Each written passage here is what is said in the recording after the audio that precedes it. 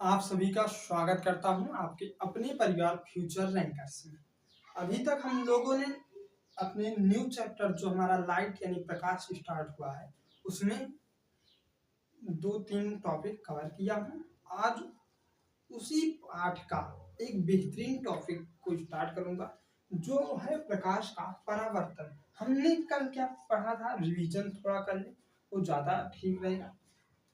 तो पहले हमने आपको प्रकाश की पढ़ाया था। कल क्या पढ़ाया था? प्रकाश की यानी ऑप्टिक्स ऑप्टिक्स पढ़ाया था। फिर इसमें यही पढ़ाया था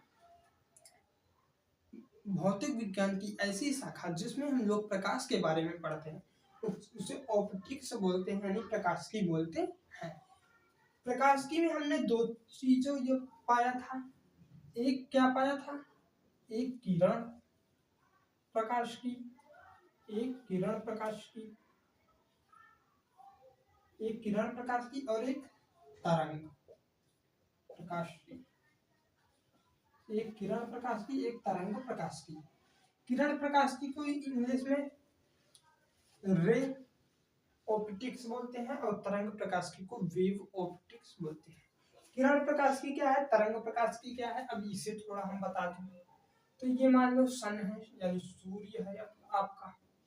जब छोटे छोटे कण के रूप में किरण आता है, कण के रूप में प्रकाश आता है तो उसे किरण प्रकाश, उन सभी को जब हम लोग मिला देते थे तो सब क्या बन जाते थे? हमारे किरण प्रकाश की बन जाते थे।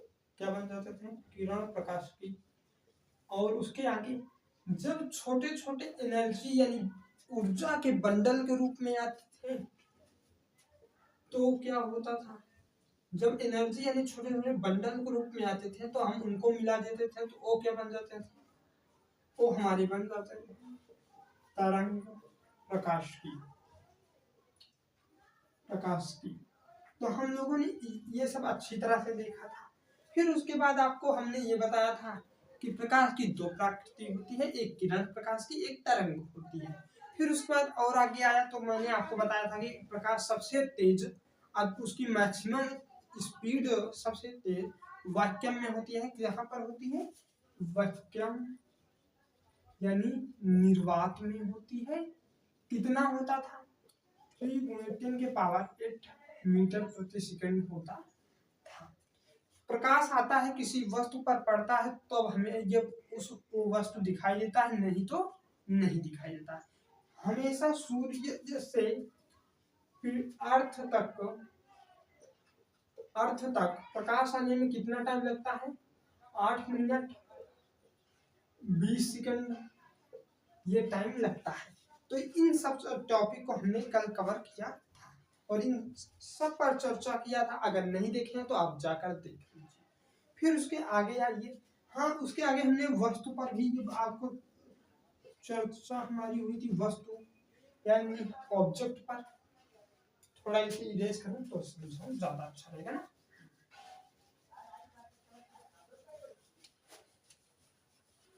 तो आज हम लोग अपनी टॉपिक क्या स्टार्ट करेंगे? प्रकाश का परावर्तन। और इसे अच्छी तरह से आपको बताऊंगा। ये जिस तरह हमने प्रकाश की के बारे में आपको बताया, किरण प्रकाश की, तरंग प्रकाश की, उसी तरह आज मैं इसे भी आपको अच्छी तरह से स्पष्ट करके बताऊंगा। वस्तु के बारे में पढ़ा था कल ही हमने, ऑब्जेक्ट के बारे में। ऑब्जेक्ट क्या होता है?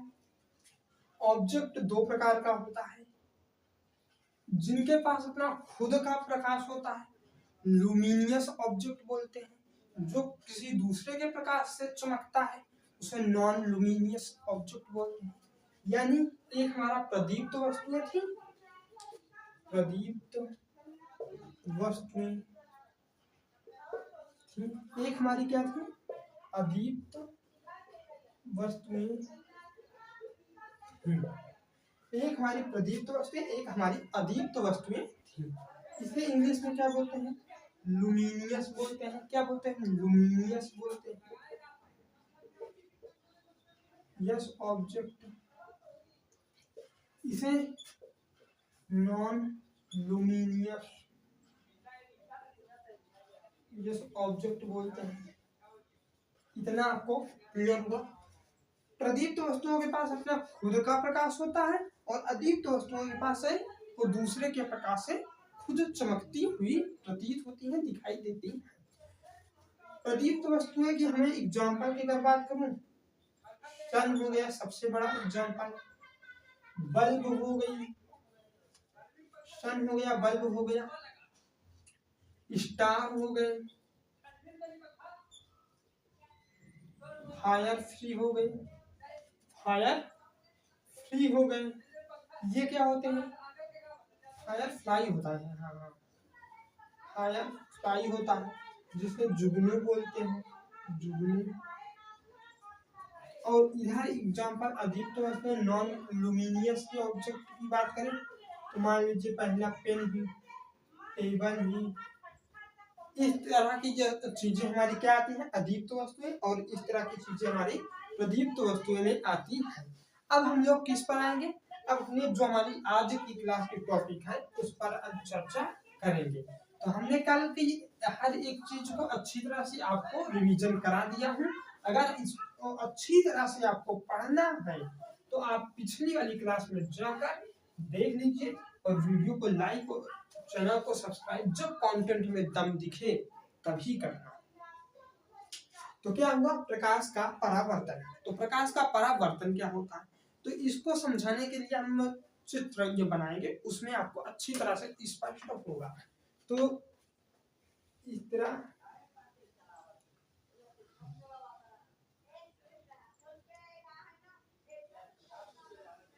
हाँ, ये एक मान लीजिए प्लेन है, क्या है, प्लेन है।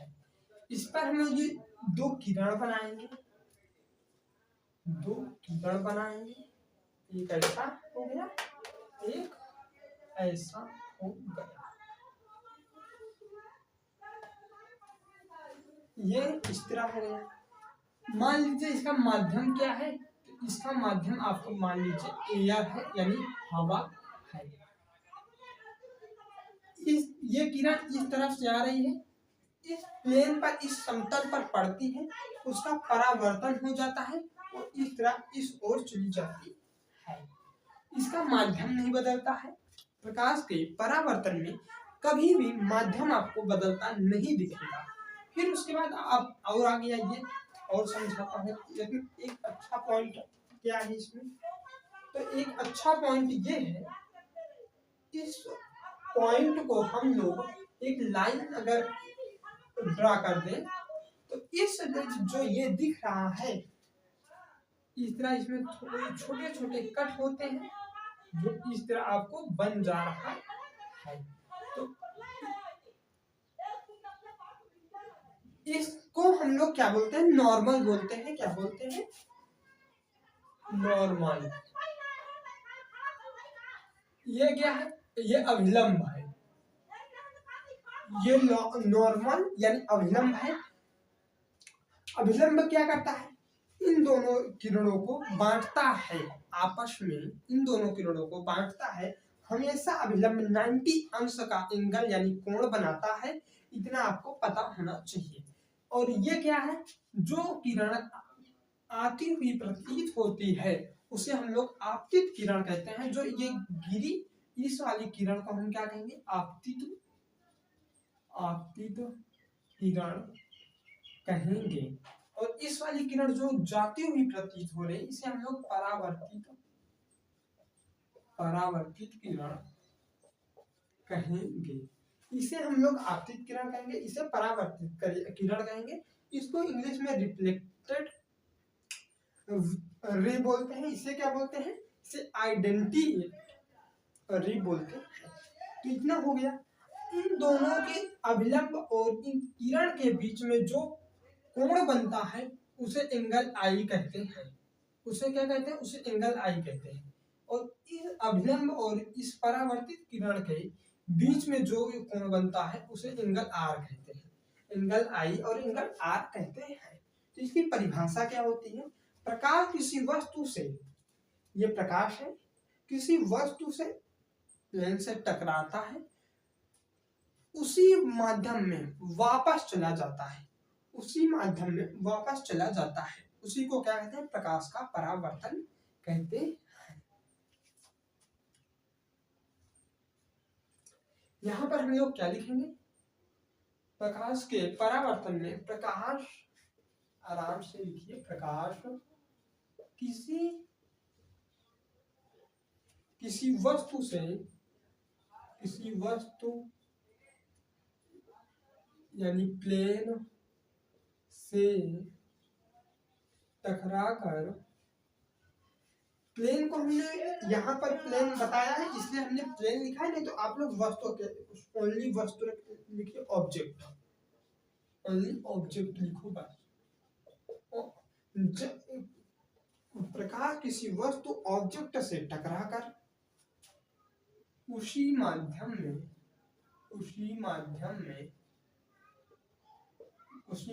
में वापस चला जाए, क्या हो, वापस चला जाए, वापस चले जाए, उसी को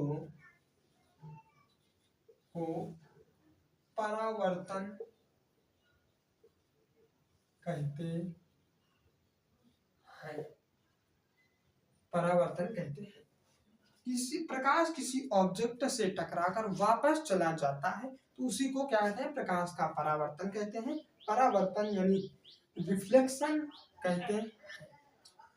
आपतित किरण गिरती है, प्लेन जो होता है, यानी ये वस्तु मान लीजिए या कुछ भी मान लीजिए, बस ये वो प्लेन होता है, बस उसी आपतित किरण गिरती है, उसी माध्यम में परावर्तित तो हो जाती है, उसी माध्यम में दोबारा चली जाती है। माध्यम हमारा क्या था, हवा था, AIR यानी हवा। अविलंब क्या होता है, नॉर्मल, इसको इंग्लिश में कहते हैं। इसके और इस प्लेन के बीच में कितने का कोण होता है, तो आपको पता होना चाहिए कि 90 अंश का कोण बनता है। अविलंब हमेशा कम 90 अंश का कोण ही बनाता है। तो इतना आपको क्या करना होगा, पता रहना चाहिए। हाँ, तो इतना हो गया। अब हम लोग आगे चलते हैं, तो इसको इंग्लिश में भी लिखा दूं, the bouncing back of light, the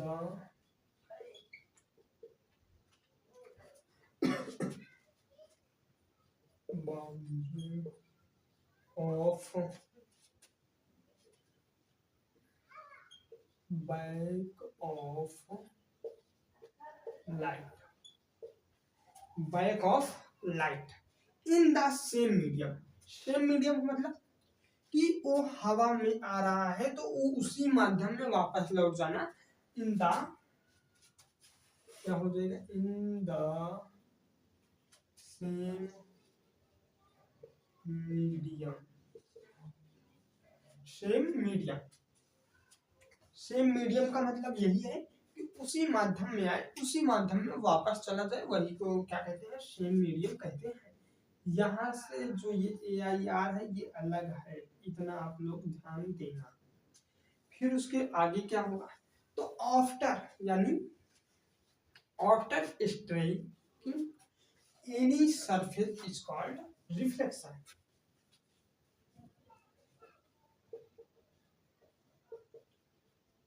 after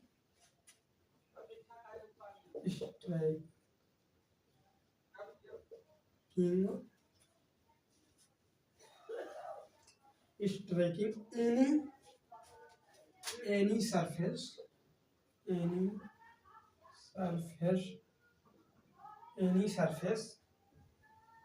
same medium after striking any surface, फिर is called reflection, is called क्या, रिफ्लेक्शन।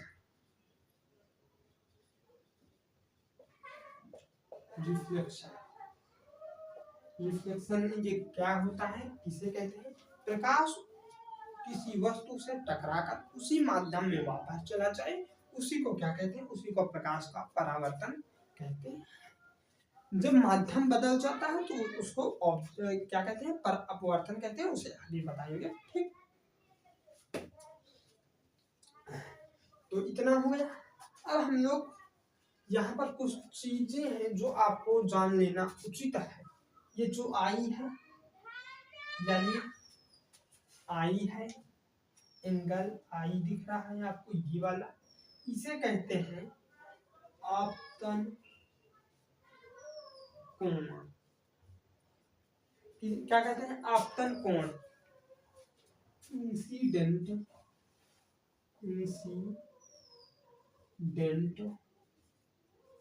एंगल, क्या कहते हैं? इंसिडेंट एंगल बोलते हैं। और जो एंगल आर दिख रहा है आपको, ये क्या है? तो ये आपका हो जाता है परावर्तन कोण। परावर्तन कोण, परावर्तन कोण को क्या बोलते हैं? रिफ्लेक्टेड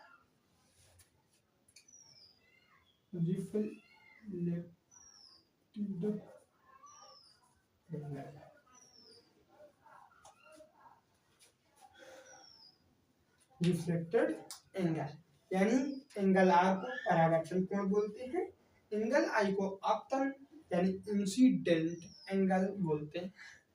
इतना हो गया। अब हम लोग आगे चलते हैं। आगे क्या होता है?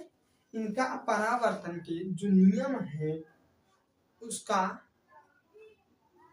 नियम पढ़ लेते हैं। नियम तो पढ़ ही लिए, उसके जो 2-3 और बातें हैं मोस्ट इम्पोर्टेंट है, उन सब पर ध्यान देते हैं। Types of reflection, law of reflection, types of reflection. इतना हो गया, लिख लिया आप लोग? चलो आगे चलते हैं फिर।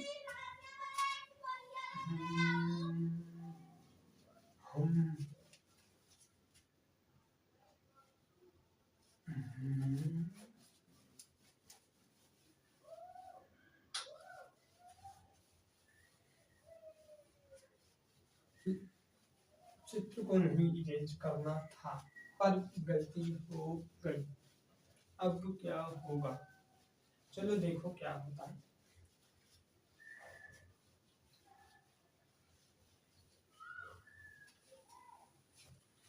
इसे भी करो। तो क्या बनाते हैं हम लोग? हेडिंग, हेडिंग बनाते हैं लॉ ऑफ रिफ्लेक्शन, यानी परावर्तन के नियम। परावर्तन के नियम, इसमें आपको लिखना होगा परावर्तन के दो नियम हैं। 2 नियम हैं। अभी हमने एक जो फिगर बनाया था इस तरह था, ऐसे, इसे हम लोग आपतित किरण बोल रहे थे। आपतित किरण, इसे परावर्तित किरण, परावर्तित किरण। इन दोनों के बीच एंगल आर बन रहा था, इसके बीच एंगल आई, ये क्या था? नॉर्मल था, यानी अभिलंब था। तो इतना था, हमने बताया था। तो हमेशा ये जान लीजिए परावर्तन के नियम में होता है एंगल आई एंगल आर बराबर होते हैं आपस में, यानी एंगल आई बराबर, पहला नियम यही है, एंगल आई बराबर एंगल आर। आपतन कोण, आपतन कोण, परावर्तन कोण, परावर्तन कोण आपस में बराबर होते हैं, बराबर होते हैं। पहला नियम हो गया आपतन कोण परावर्तन कोण आपस में क्या होते हैं? बराबर होते हैं। यानी एक बात कह सकते हो, आइडेंटिटी।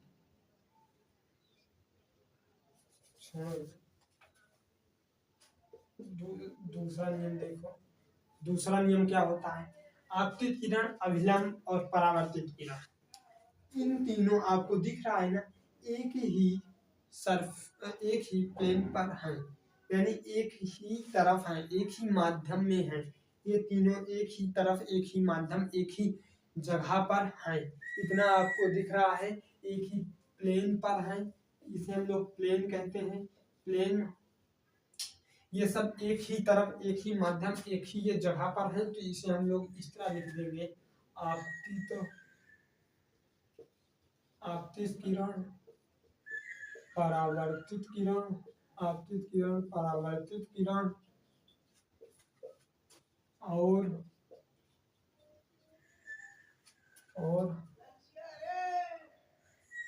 आपतन बिंदु पर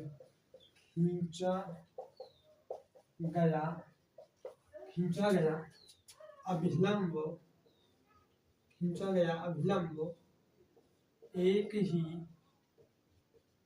तल में होते हैं। आपतित किरण, परावर्तित किरण और आपतन बिंदु पर खींचा गया अभिलंब एक ही तल में होते हैं। यानी जहां पर आपतित किरण गिरती है, ये जो आपतित किरण है, आती हुई प्रतीत होने वाली किरण को आपतित किरण कहते हैं। यह आपतित किरण है, इस बिंदु पर गिरी और इस बिंदु पर जो ये खींचा गया अभिलंब है, यह है, और ये क्या है, परावर्तित किरण।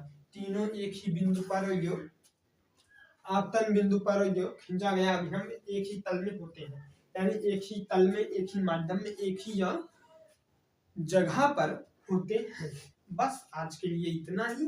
कल मिलता हूँ एक और शानदार क्लास में। अगर आप लोग को वीडियो पसंद आई हो तो चैनल को सब्सक्राइब, वीडियो को लाइक और कमेंट भर कर करिए।